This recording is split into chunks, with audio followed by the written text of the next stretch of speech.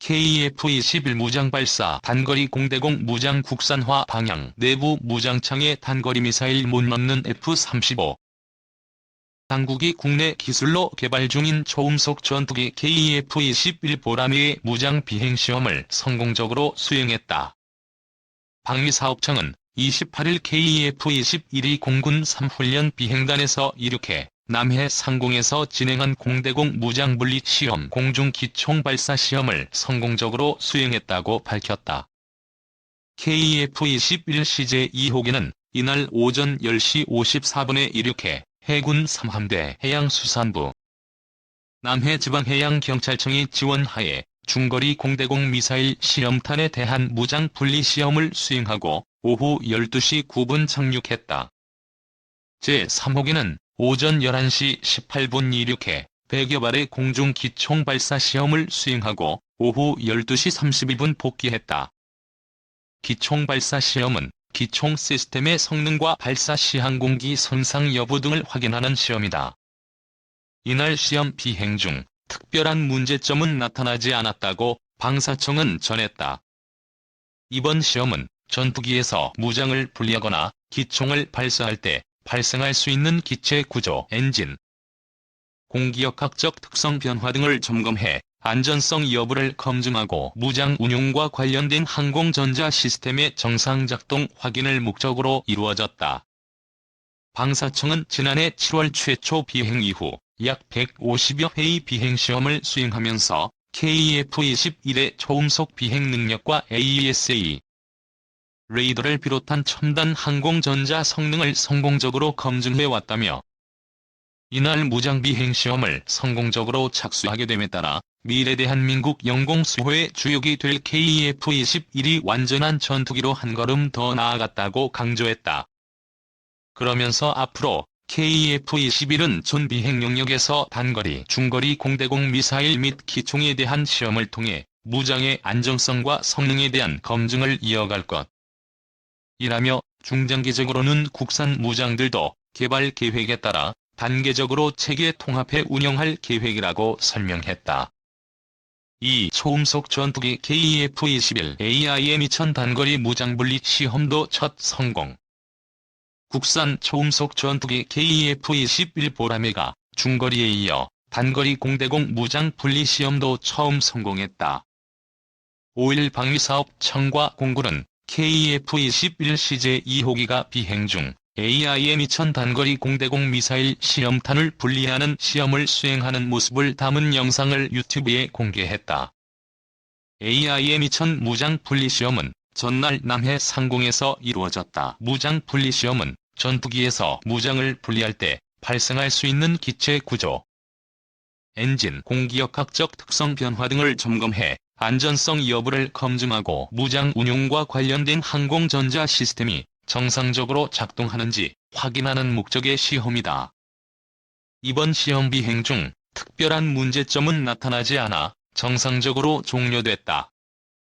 앞서 방사청은 지난달 28일 KF-21 중거리 공대공 미사일 미티어 시험탄으로 무장 분리 시험을 처음으로 수행했다고 밝혔다.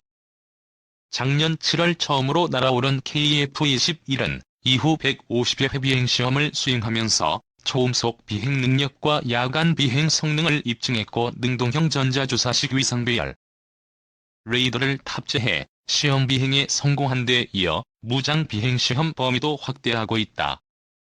앞으로 KF-21은 적어도 고고도, 저속, 초음속 등 전 비행 영역에서 무장 분리, 기총 발사 시험을 시행해 무장 안정성과 성능 검증을 이어갈 계획이다. 중장기로는 국산 무장에 대해서도 개발 계획에 따라 단계적으로 체계를 통합해 운영할 계획이라고 방사청은 설명했다.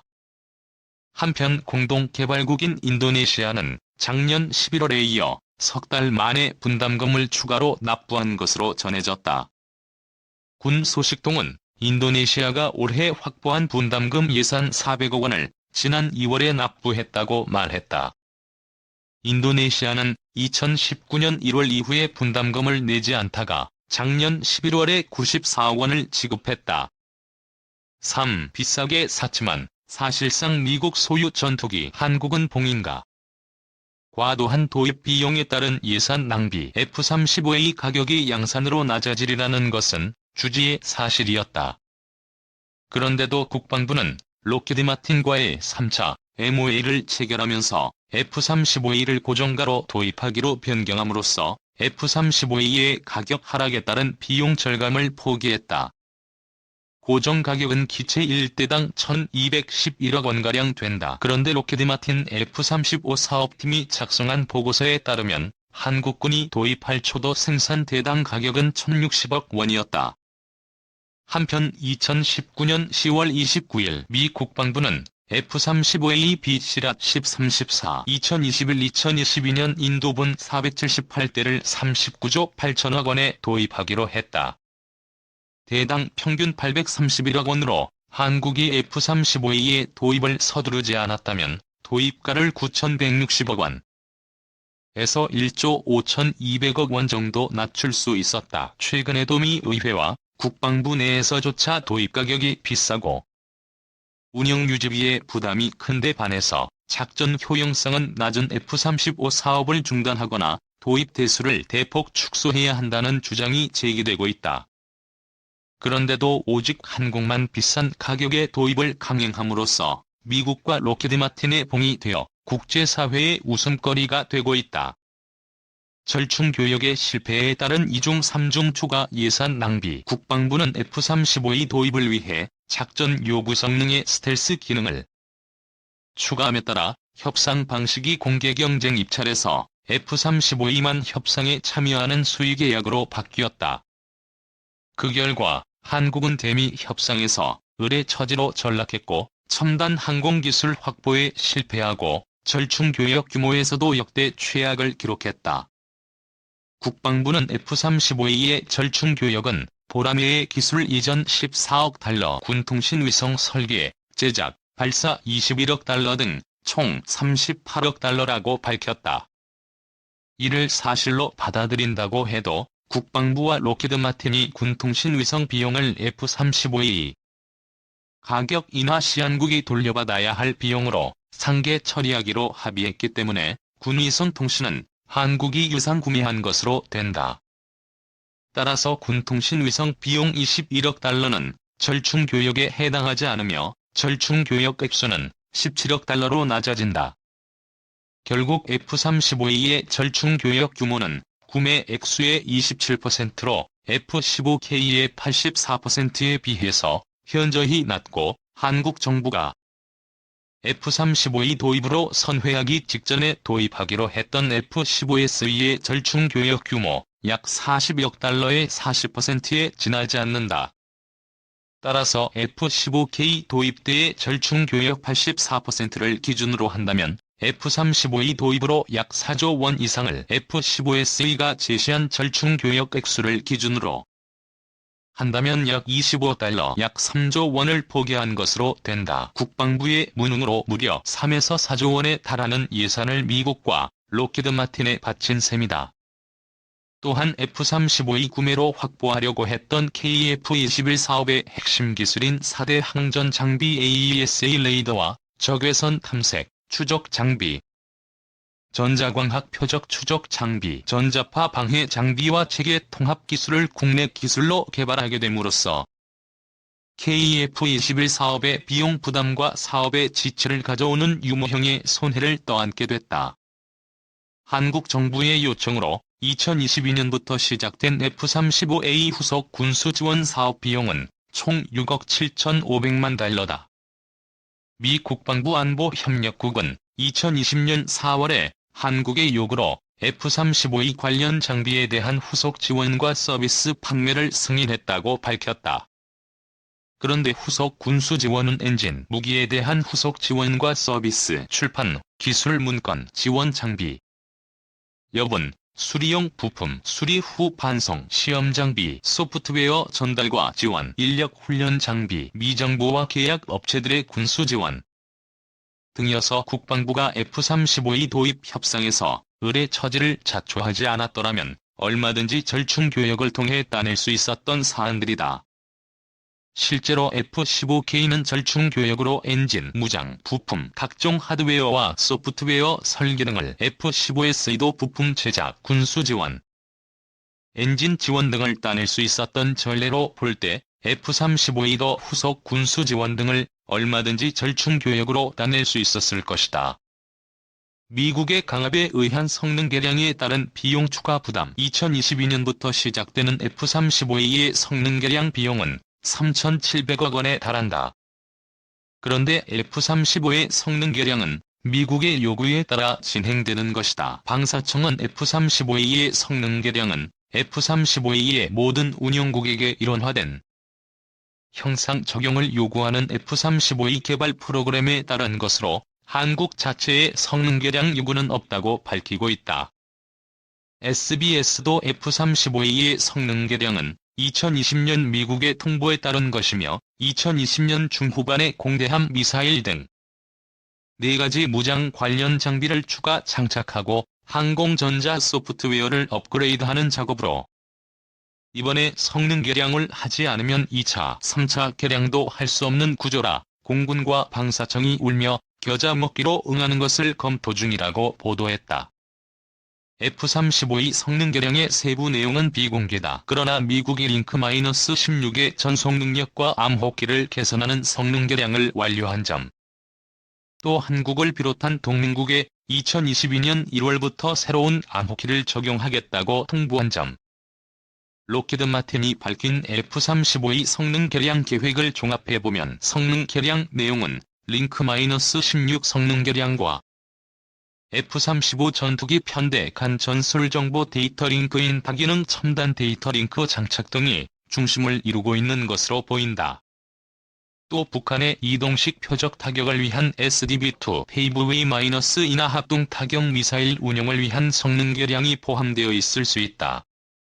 JSM은 최대 사거리가 500km로 작전 반경이 좁은 한반도 전구에서의 작전 효용성은 낮지만 미국의 대중, 러공대지 공대함 전투에서는 기묘한 무장일 수 있다. 미국이 한국에 배치한 지 2년이 채 안 되는 F-35E의 신속한 성능 개량에 나서는 것은 맞춤형 억제 전략과 작전계획 5015의 대북 제 공격과 이를 통한 태평양 미군과 미본토 방어 작전 임무 수행과 밀접한 관련이 있을 것으로 보인다. 이는 한국에 배치한 지 불과 3개월 만에 성능 개량에 나선 주한 미군 사드의 사례와 유사하다. 한반도 유사시 북한의 중장거리 미사일의 주일 미군과 태평양 미군 미본토 타격을 사전에 제재하기 위해서 대북 선제 공격의 선봉에 나설 F-35E의 링크-16 성능 개량을 통한 지상, 공중, 해상에서의 더 신속 정확한 위협 탐지, 획득, 제거를 위한 공대지, 공대함, 공대공 무장을 강화하는 것은 주한, 주일, 태평양 미군에게 최우선 순위가 될 것이다. 그러나 주한 미군 사드 성능 개량이 북한의 탄도미사일로부터 남한을 방어하는 데서는 효용성이 없고 태평양 미군과 미 본토 방어를 위한 것이듯 F-35E도 한반도 안보 환경에서는 과잉 전력으로 성능 개량이 의미가 없으며 성능 개량이 주로 주한, 주일 미군을 포함한 태평양 미군과 미본토 방어에 초점을 둔 대북 선제 공격을 뒷받침하기 위한 것이라는 점에서 우리 돈으로 서둘러 F-35E 성능 개량에 나설 이유가 없는 것이다. 같은 FMS 방식으로 도입했지만 일본의 F-35E 계약 조건은 한국의 그것과는 비교가 되지 않을 정도로 한국에게 굴욕적이다. 한국의 수의계약 방식과 다르게 일본은 공개 경쟁 입찰을 통해 한국과 비교할 바 없이 유리한 조건들을 따냈다.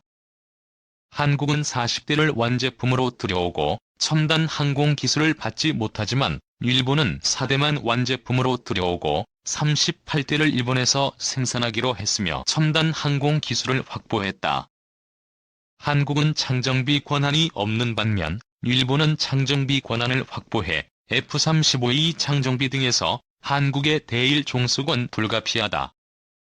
또한 엔진, 레이더 등 50% 이상의 부품을 일본에서 생산하기로 함에 따라 F-35E 부품 조달에서도 대일 종속을 피할 수 없게 되었다. 한국에게는 전투기를 성능 개량할 때 필수 정보인 소프트웨어 소스 코드도 전혀 제공하지 않지만 일본에는 공급하고 있어 한국이 큰 차별을 받고 있다. 최근 도입한 지 2년도 안 된 F-35A의 부품 돌려막기가 도입한 지 수십 년이 지난 F-4252OF 등보다도 빈번히 이루어지고 있는 것으로 알려졌다. 록히드 마틴으로부터 F-35A의 부품이 제때 조달되지 않기 때문일 것이다. 이는 F-35A 부품 생산과 조달의 문제점을 고스란히 드러낸 사례로 이러한 불이익을 F-35A와 부품을 자체 생산하는 일본은 거의 겪지 않을 것이다. 나아가 요미우리 신문은 미국이 F-35의 엔진 등 부품이나 미사일을 제어하기 위해 기체에 탑재한 소프트웨어에 대한 기밀 해제의 의향을 나타냈다라고 보도했다.